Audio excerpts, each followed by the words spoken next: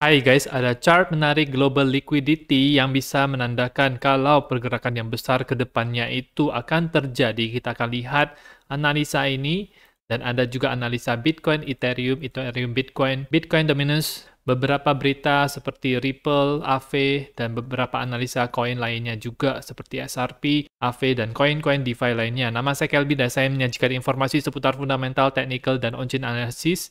Klik like, subscribe, gunakan link-link yang ada di deskripsi untuk mendukung channel saya. Kita akan lihat dulu Bitcoin time frame weekly-nya. Time frame weekly ini close bisa hijau, tetapi dengan wick yang panjang ke atas, ada semacam selling pressure yang cukup besar terjadi itu di minggu lalu. Minggu ini dimulai dengan sedikit kenaikan. Dari indikator ini masih dalam posisi yang bullish untuk time frame weekly-nya.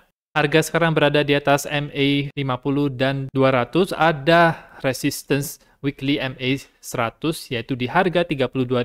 Kalau misalnya harga ke situ maka akan ada rejection yang terjadi untuk pertama kali menyentuh garis tersebut, dan pergerakan di atas MA 100 ini akan menunjukkan kalau harga Bitcoin sudah berada di atas semua garis MA ini ya teman-teman. Dan bagusnya lagi adalah Bitcoin berhasil bertahan di atas EMA ribbon ini dengan garis-garis EMA yang jangka pendek itu sudah melakukan bullish crossover terhadap garis-garis EMA yang jangka panjang. Jadi ini adalah hal yang baik sekali karena merupakan pembalikan tren yang terjadi untuk harga Bitcoin secara weekly-nya.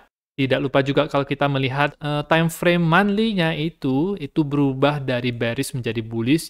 RSI itu bertahan di atas 50, jadi ini bagus ya teman-teman. Dan yang paling bagus adalah MACD bullish crossover, bisa ada histogram yang hijau terbentuk ini, dan setiap kali ini terjadi maka bull market itu berlangsung, harga Bitcoin bisa naik dalam jumlah yang cukup signifikan. Money flow juga ini masih dalam kondisi hijau. Untuk Ethereum sendiri di time frame weekly-nya ini dia juga mirip sekali dengan Bitcoin, berada di dalam posisi yang bullish. Indikator ini semuanya itu bagus, tapi harga itu masih harus berusaha keluar dari zona ascending triangle ini yang biasanya merupakan pola yang bullish, tetapi belum terjadi breakout yang signifikan.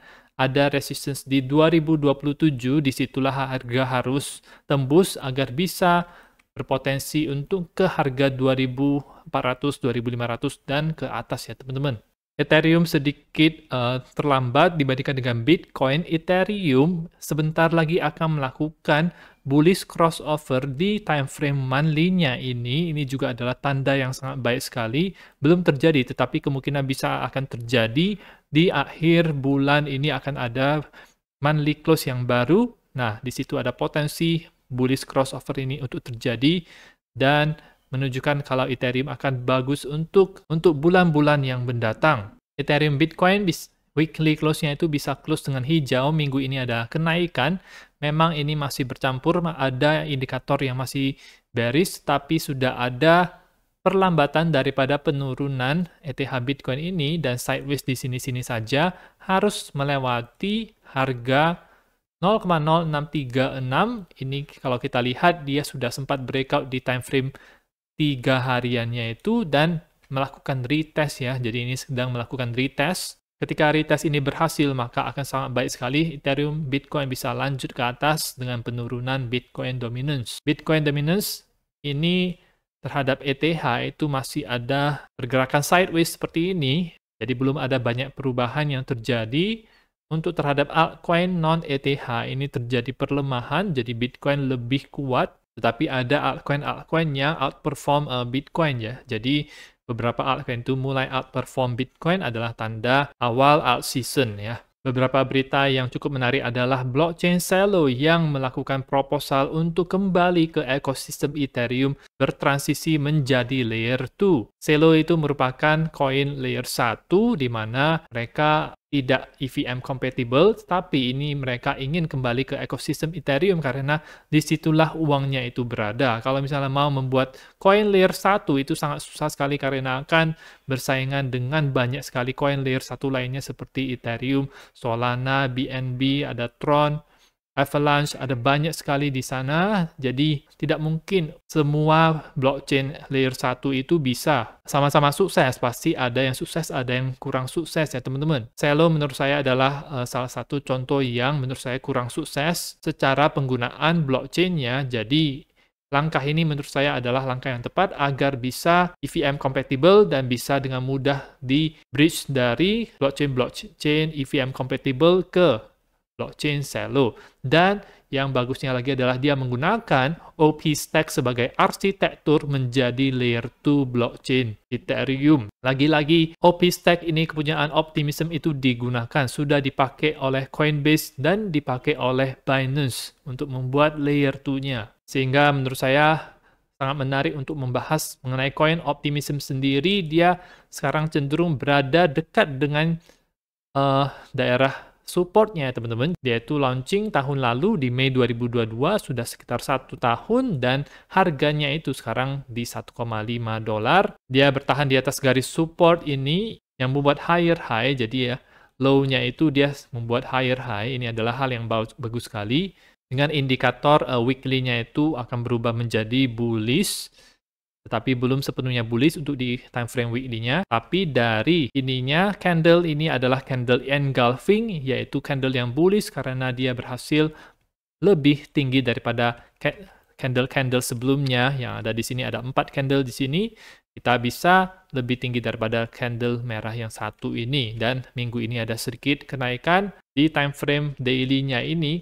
Kita lihat kalau dia sedang berusaha untuk melakukan retest dan ternyata berhasil bisa close di atas daripada garis ini dan berusaha untuk melanjutkan lagi pergerakan ke atas. Volume ini cukup besar, ini di Huobi, jadi ada buying pressure ya dari whale Huobi. Money flow ini masih berusaha untuk menjadi hijau lagi teman-teman.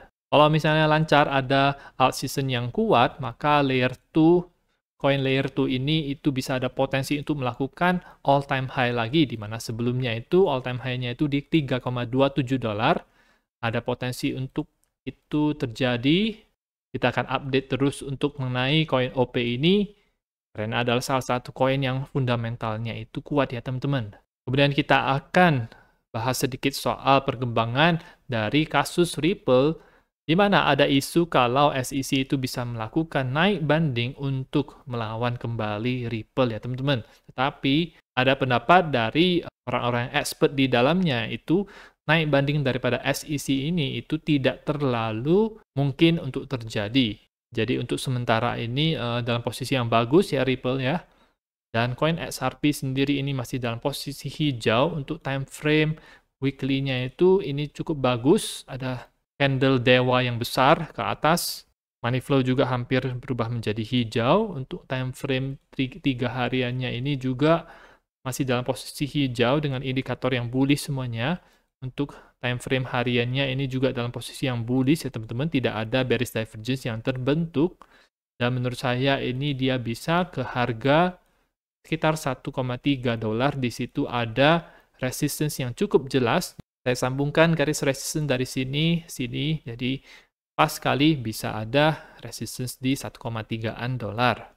Apakah bisa ke all time high? Untuk yang kali ini, menurut saya belum dulu, mungkin dia akan rejected daripada daerah ini terlebih dahulu. Dan di lain kesempatan mungkin kita bisa melihat adanya pencobaan untuk melakukan all time high oleh XRP ketika dia sudah cukup lama itu terkurung di dalam descending triangle ini, dan ketika ada waktunya yang tepat dengan news yang kuat, maka dari situ mungkin dia bisa pump ke atas dan mencoba untuk melakukan all time high-nya ya teman-teman. Karena kita ketahui kalau koin XRP ini market cap-nya itu sudah besar, jadi pergerakan untuk 5 kali lipat, 10 kali lipat itu sudah agak susah untuk koin XRP ya teman-teman. Tetapi koin yang fundamentalnya itu kuat dengan market cap yang masih kecil, itu akan lebih mudah melakukan 10 kali lipat. Dan ada berita juga dari protokol Aave, mereka melaunching stablecoin GHO di mainnet Ethereum. Ada 2 juta dolar yang sudah dicetak.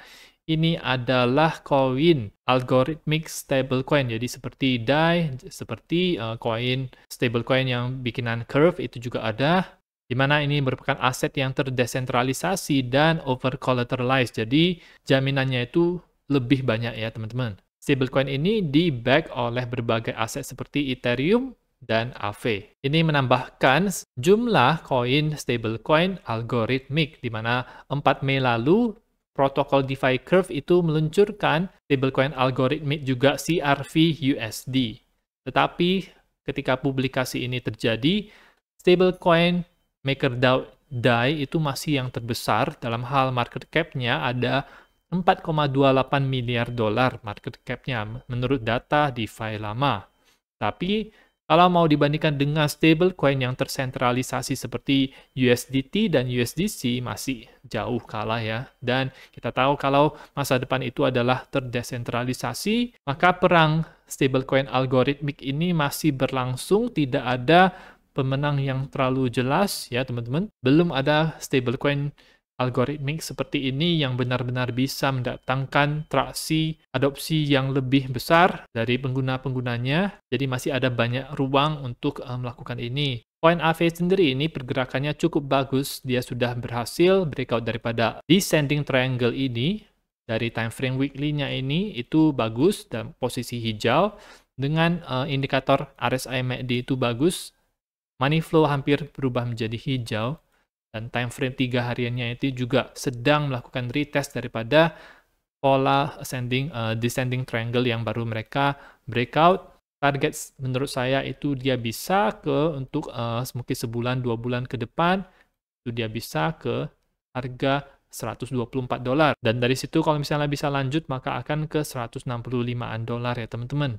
Koin MakerDAO juga mengalami pergerakan yang cukup baik, sudah melakukan retest daripada parallel channel ini, jadi saya akan expect dia akan baik untuk beberapa minggu ke depan ini. Indikator mirip dengan situasi Aave.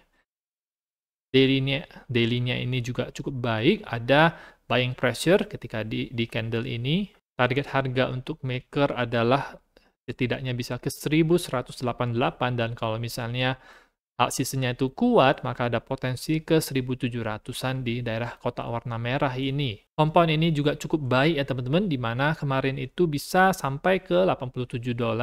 Dia itu naik daripada daerah supply zone ini dan bisa membuat yang namanya higher high ya teman-teman. Jadi ini adalah low sebelumnya, dia bisa membuat higher high di sini.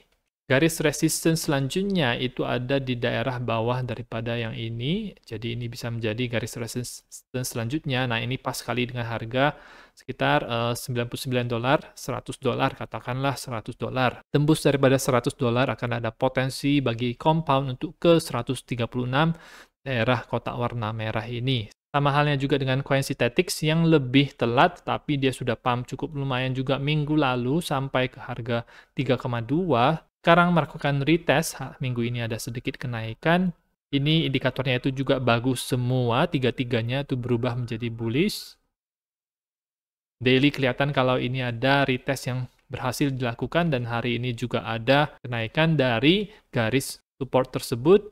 Untuk target dekatnya itu dia bisa ke harga $4,47 dan kalau misalnya bagus maka akan ke daerah $7 ya teman-teman. Dan kita akan lihat analisa TechDev mengenai global liquidity yang menjadi chart yang sama dengan pergerakan harga Bitcoin. Berbanding lurus, sangat mirip sekali. Di mana chart ini menceritakan kalau peningkatan obligasi China 10 tahun itu dibagi dengan indeks mata uang dolar, maka grafik tersebut itu berbanding lurus dengan pergerakan harga Bitcoin. Jadi ketika rasio ini itu naik, maka harga Bitcoin juga naik. Ketika rasio ini turun, maka harga Bitcoin juga akan turun. Di mana posisi sekarang adalah kita lihat kalau garis warna putih ini itu sudah menembus garis warna merah, menandakan kalau bull market itu akan terjadi. Kalau ini akan berubah menjadi gunung seperti ini dengan warna hijau, di sininya kita ini baru berada di awal-awal, baru saja melakukan cross ini, ada tanda segitiga warna kuning di sini, jadi mirip sekali dengan Oktober 2020. Secara MACD-nya ini juga ya teman-teman, ini adalah time frame 1 bulannya, ada bullish crossover yang terjadi di sini, sama juga di Oktober ya teman-teman. Apa yang terjadi kepada pergerakan harga Bitcoin? Nah, dari Oktober 2020 itu terjadi kenaikan parabolik harga Bitcoin, kita akan lihat saja. Jadi waktu itu harga Bitcoin itu di bulan Oktober itu sekitar 11 ribuan, ada sempat ke 9 ribuan. Nah, daerah situ, nah apa yang terjadi? Tiap minggu itu terjadi kenaikan yang signifikan di akhir tahun 2020 sampai di awal tahun 2021, Bitcoin bisa naik dari 10 ribuan itu sampai ke 60 ribuan ya teman-teman. Jadi kenaikan secara parabolik 6 kali lipat. Hal yang sama juga terjadi di tanggal Juli 2016, di mana itu adalah pergerakan Bitcoin yang cukup besar. Bitcoin bisa naik secara signifikan itu dari Juli 2016 itu harganya itu sekitar $700. Nah, puncaknya itu ada di akhir tahun 2017 dari 700 ke $19.000.